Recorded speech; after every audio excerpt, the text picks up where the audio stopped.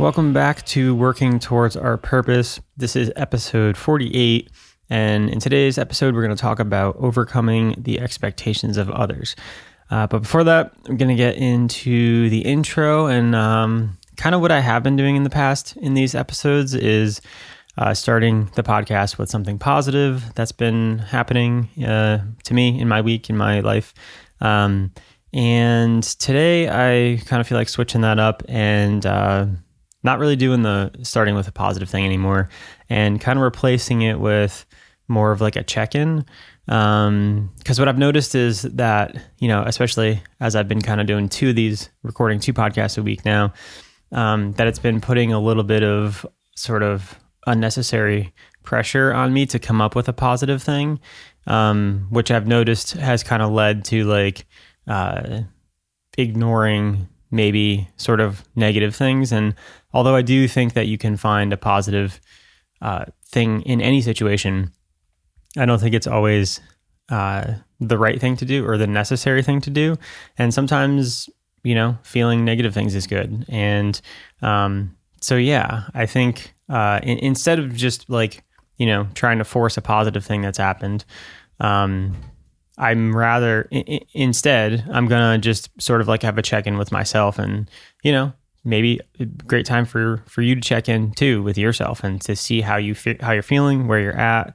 For me, this week has been both good and bad. Had some ups, but also had some downs and some things that I'm struggling with. One of which is going to be today's topic. So that's going to be helpful for me, I think, hopefully for you as well.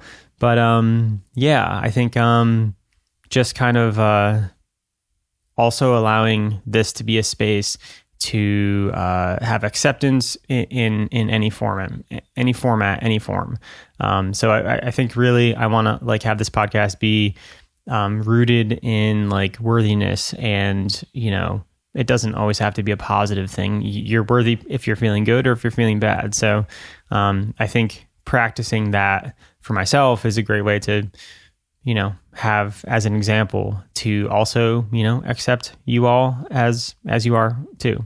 And yeah, hopefully that makes sense. Still, I just thought of it kind of this morning. So I think I'm going to go with that going forward until it doesn't feel good anymore. But yeah, struggling a little bit this week. And one of the things I've been struggling with, and we'll get in today's episode, is overcoming the expectations of others. And, I'm not quite sure what I'm going to like title this episode yet, either overcoming expectations or also kind of the same side of the coin, or however that term goes. I guess I really don't know what that phrase means. Another way of saying overcoming expectations, I think, is like being yourself, and being like, confident to be yourself. I think that's something I've always struggled with, from as far back as I can remember. And especially when I sort of decided that I wanted to leave my corporate job, having to kind of explain why, what I wanted to do to others and that sort of thing. But I think when you're kind of choosing maybe a different lifestyle, or maybe choosing something that others don't really approve of you, you kind of go through these like stages of expectation. We'll just go with expectations for now. Overcoming the expectations of others. I've noticed that I'm kind of, at least myself, have gone through these three stages of expectations. And yeah, I think I just kind of want to like talk through those stages, and yeah, which will lead me to the last one, which is the stage that I think I'm at and still working on. So, whether you're like leaving a corporate job, or maybe you're, deciding to pursue music, or maybe a sport or something that like maybe somebody won't approve of. Maybe it's your friends, maybe it's your family, maybe it's bettering yourself, and maybe others around you look at that as like a threat, whether it's going to college or, wanting to move up in a job, and maybe your coworkers are sort of like envious of you, and they're like, why do you want to be manager? Something like that. I think you kind of always have to deal with the expectations of others. And sometimes it's people that are close to you and people that you care about. And it can be challenging to sort of have to try to keep a relationship and then also do what you believe is true to yourself. So the first stage, I think for me anyways, in the context of me leaving my corporate job, I think the first thing that I did, and also by no means is this like, this is more so like my experience. So I just want to put that disclaimer out there. But so when I went to leave my corporate job and I was having these dreams of working for myself, I noticed quickly that like, depending on who you told, some people would be like really encouraging, and then some people would be really discouraging, and they'd be, kind of instilling all of their fear into you. So the first thing that I did to protect myself was I sort of secluded myself, and I wouldn't really speak aloud the things that I wanted to be doing, the dreams that I had, the aspirations.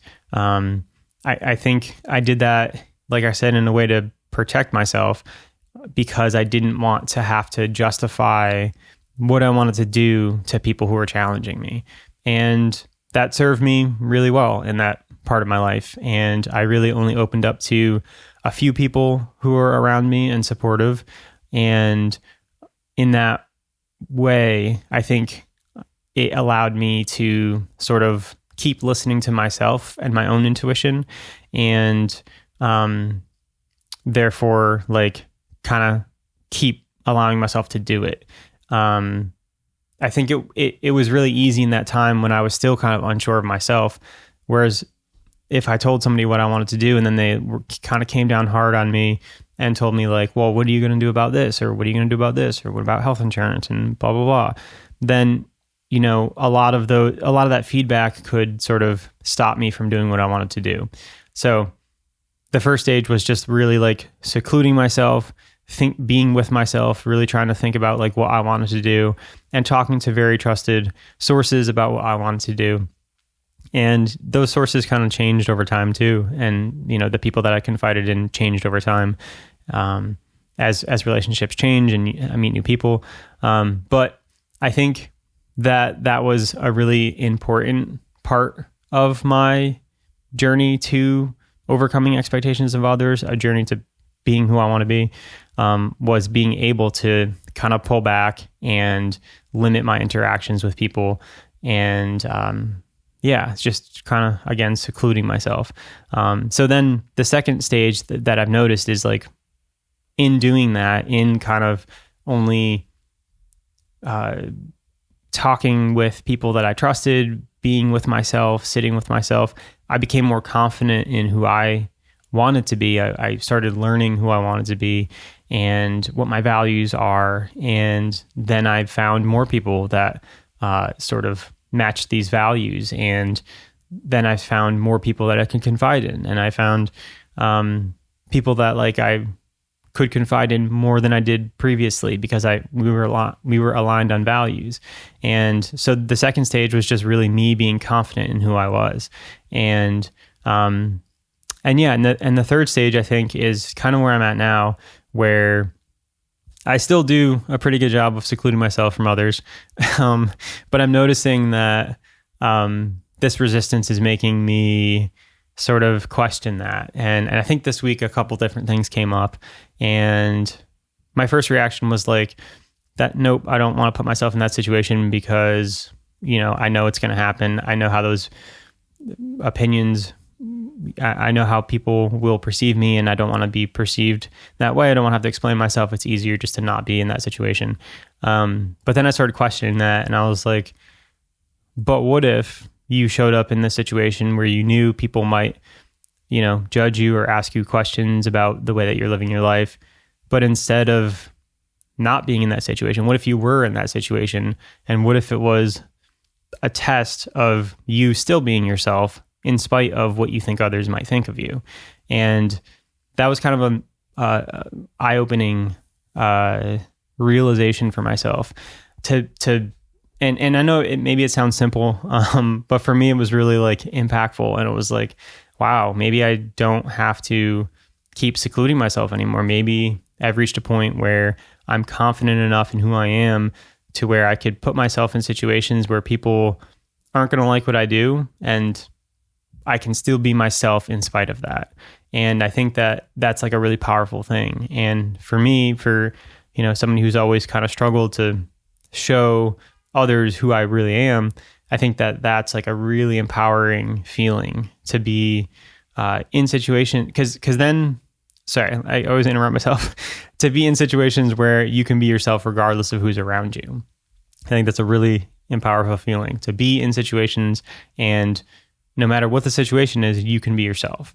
So yeah, I think I'm asking myself these questions now, and I feel like I've gotten to like this new stage of okay, maybe you don't have to seclude yourself anymore. Maybe you can be who you want to be, even if somebody else has an opposite feeling or opinion of you, and you could, you know, sort of not take it to heart, not take it seriously, and know that, like, you know, people sometimes impose their opinions on you because they care about you and they trying to protect you.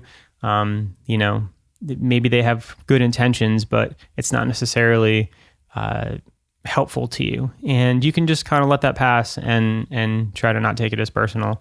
So yeah, I don't know. I don't really know where that takes me as far as you know, any sort of like action. I know usually I'll try to like have like, here's a tip you can do to actually do that. But I think I'm more so like living that right now. So I don't know, maybe I'll come back to this episode idea in 6 months or so, or however long, and kind of check in and see maybe if I got some real world practice in practicing being myself in spite of thinking that others aren't going to like it. Because I think, you know, also a lot of this is, it's all in my head, right? Everything, the expectations that I think people have of me are mostly in my head.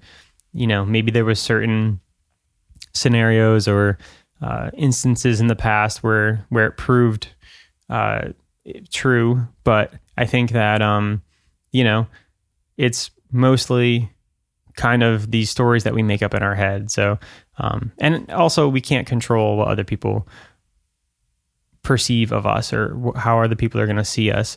And I think the best thing we can do is to just try to be ourselves in spite of anything else. And yeah, so this is a sort of a still in progress type of episode, I guess. But yeah, I was once again thinking of a different topic for this episode, but I sort of had this thought the other day and sort of wanted to explore it a little bit more, and wanted to share it. And yeah, I think that's well, before I sign off, I think it also kind of I think coincides with the episode that I had earlier this week. So you know, hopefully maybe you can listen to them back to back, and I think that they kind of tie into each other a little bit. But yeah, that's kind of what I got for you this week.